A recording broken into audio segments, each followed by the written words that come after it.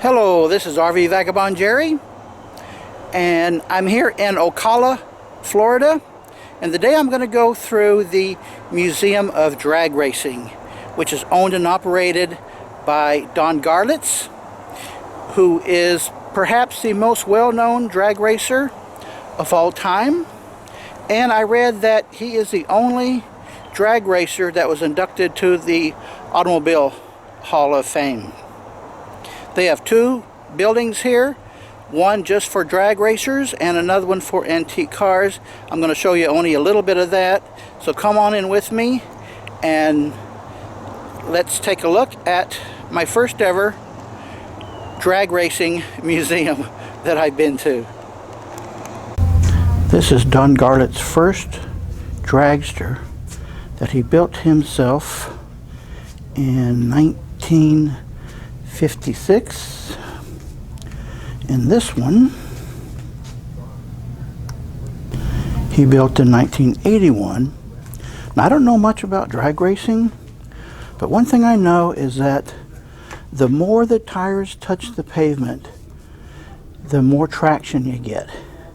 And that's why all these tires you'll see are totally bare, no tread at all. Wow, look at that.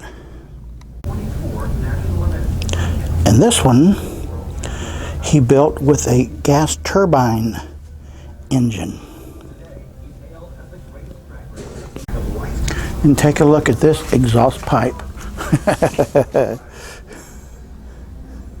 is sweeping the nation. Drag racing. Two competitors speed along in lean, specially designed cars with engines positioned in front of the drivers. They race side by side at more than 200 miles per hour down a 1,300-foot track. The whole event lasts mere seconds, and crashes occur with frightening regularity. This is the car that he had his big accident in, which he was able to restore, as it explains here.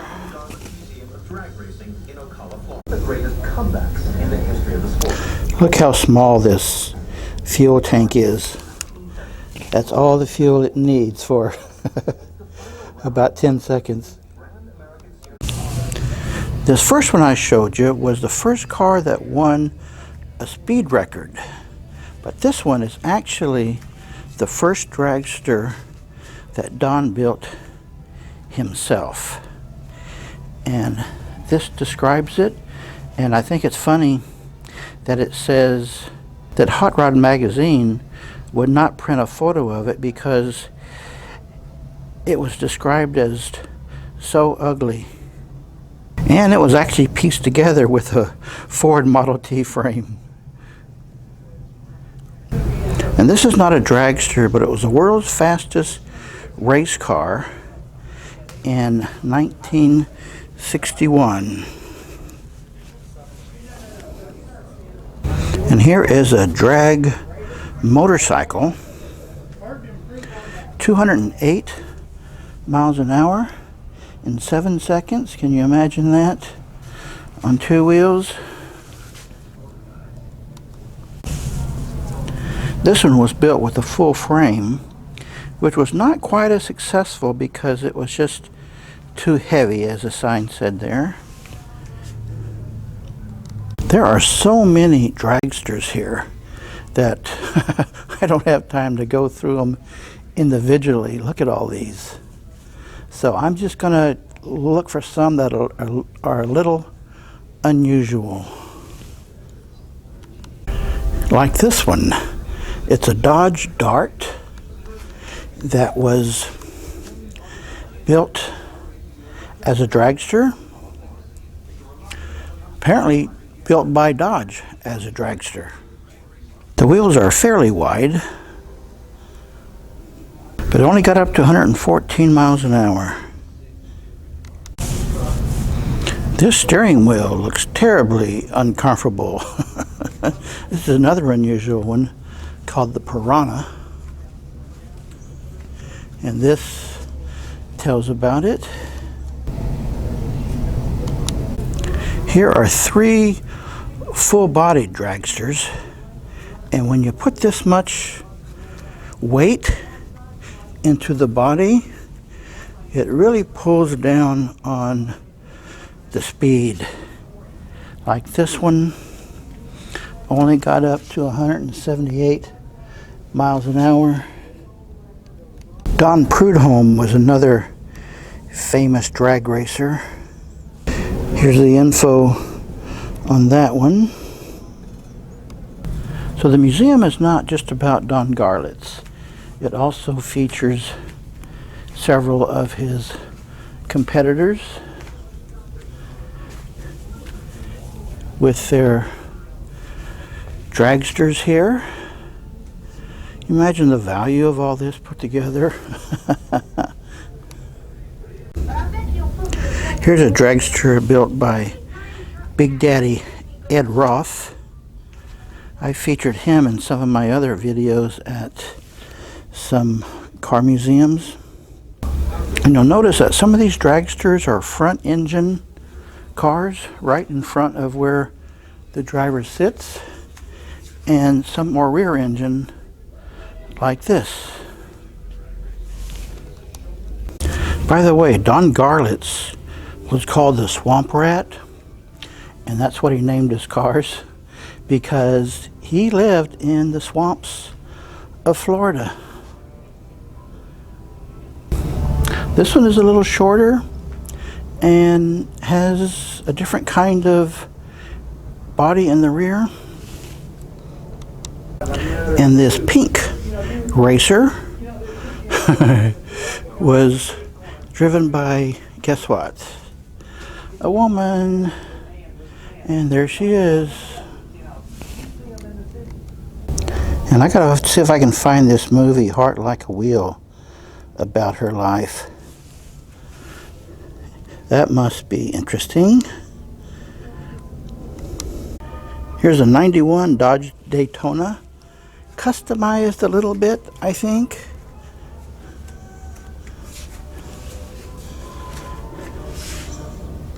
Here's one of the longest cars that Garlits and his friend Malone built together, and looks like it did pretty well with it. Got it up to 261 miles an hour. I bet you've never seen this speed limit sign. I've heard of a pocket rocket, but not in reference to a car. I guess this one dates back to 1941, an old style, but pretty good at 130 miles an hour. There's an unusual one. Here's a side room with some unusual cars. There's a lot of them. Let me just briefly scan them here for you.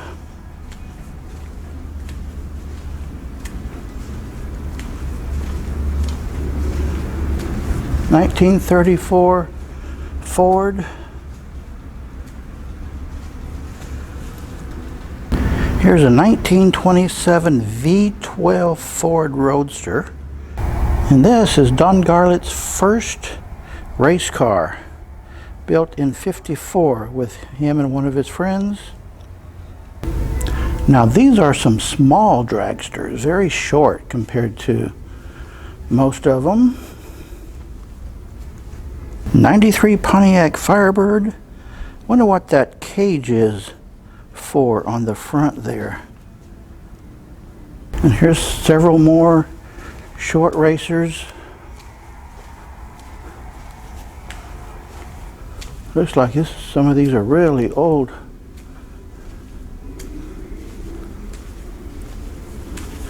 Bean Bandit.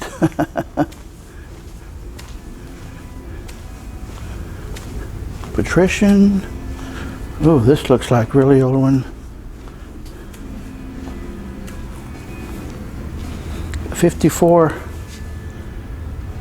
Look at these huge spoilers. I can actually walk underneath here without bumping my head. There are just so many dragsters here. This is pretty amazing collection, don't you think? Here's one that is actually a 6-cylinder. See the exhaust pipes just on that side? That is the Dragster Museum, and then just to the right is another building where they have antique cars. So I'm going to take a peek in there now. I have done so many videos from antique car museums. I'm just going to very briefly go down the line and show you some of these. This one is significant. It's Don Garlits 1939 Ford Coupe that they customized in 1954, and it got up to 135 miles an hour. That's pretty good. Here's a 40 Ford Chop Top, 40 Ford Convertible, Winfield Coupe from 1940, a 40 Ford two-door, as is that one, a 40 Mercury convertible sedan, 42 Mercury Sport convertible, 1950 Ford Tudor Crestliner, another 50 Ford Tudor, Mercury 50 lead sled they called it, 1950 Mercury, 67 Ford Fairlane 500 Ranchero. See the bed in back there? And the very first Ford Mustang, 1964 and a half. I had a 65 Mustang, was my first car. And instead of selling it, I wished I had put it away in storage for when I had the money to restore it. That would be nice to still have that 65 Mustang that was turquoise colored. I love that car, but the transmission just kept going out. 66 Dodge Coronet. And wow, look at the engine on this one. 70 Dodge Challenger, 54 Chrysler Custom Imperial, 58 Chrysler Convertible, and a 56 Chrysler Limo. Oh, and look at this, a camper. I don't see a sign for the camper. 48 Crossley Station Wagon, 51 Crossley Hotshot, they called it. Got an old Wurlitzer jukebox. And this 39 Ford Deluxe Coupe, which that one is also 37 Ford 5-window coupe. That's what it says, but I see 8 windows. 37 Ford Coupe, 37 Ford Roadster, 37 Ford half-ton pickup, 36 Ford Coupe, 36 Ford Roadster, 36 Ford Phaeton, 35 Ford Roadster, 34 Ford Cabriolet, 34 Ford 3-window coupe. But again, I see 1, 2, 3, 4 windows, so I don't get it. 32 Ford Cabriolet, 32 Ford V8 Roadster, 32 Ford Deluxe 3-window coupe, 29 Ford Model A Tudor, and a 28 Ford Roadster pickup. Kind of a short bed on that. And here, nicely restored Whizzer. I always thought it's a shame nobody makes mopeds like this anymore. I don't know why. 23 Pierce Arrow Limousine, 1904 Simplicity, 1914 Metz Speedster. Here's two 54 Carmen Gias. Didn't know Suzuki ever made three-wheelers, but there it is. 2003 Corvette convertible, 55 Chevrolet 210 Del Rey Coupe, 49 Chevrolet Deluxe, 41 Chevrolet Ford Coupe, and this is 1944 Chevrolet fire truck. And believe it or not, this is something kind of special to me. The Ford dealer in my hometown where I grew up had one of these machines where you put in a nickel and you get a 6.5 ounce bottle of Coke. It was meant just for the employees of the Ford dealership, but they let us kids go in and buy Cokes for a nickel. 32 Dodge Coupe, 31 Dodge Matilda 4-door sedan, 22 Buick 4-passenger coupe, and this is a Moon brand which I've seen in a couple other museums. Here's three really old ones. A 1909 Buick Model 10, 1913 Metz Roadster, 26 Model T touring car, 23 Ford Depot Hack. That's what they used to call taxis. And this one has a wooden bed in back. This is a 1940 Willys, a 40 Studebaker. Has some details on it, and a 48 Studebaker half-ton pickup. Here's a dump truck, a 47 Studebaker, 51 Studebaker Commander Starlight Coupe, and here's an 86 Pontiac Fiero, Plymouth 4-door sedan, 56 Chrysler Dwight D. Eisenhower. Used to own that one.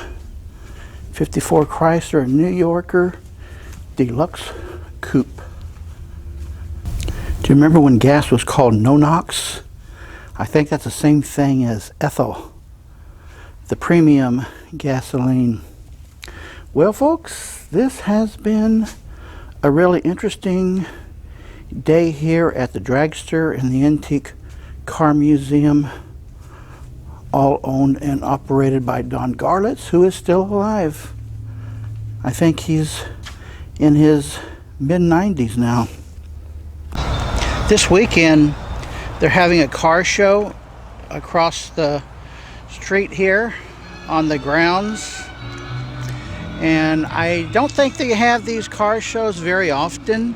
You can call the museum's office and see when the next one is if you like this kind of thing. People bring out their prized possessions to show them off, which I probably would too if I had a really prized possession like this Dodge, styled like the Chevrolet El Camino and the Ford Ranchero. I don't think I've ever seen one like that in the Dodge version. And this guy's brought his Viper to show us. I don't think I've ever seen a Jensen. I don't recall that brand name in museums. This is from '72. Take a look at this, and I'm going to show you something out front. Right out front of the Dragster Museum is this Navy plane. How do you like this shot right over my motorhome? Good day, folks.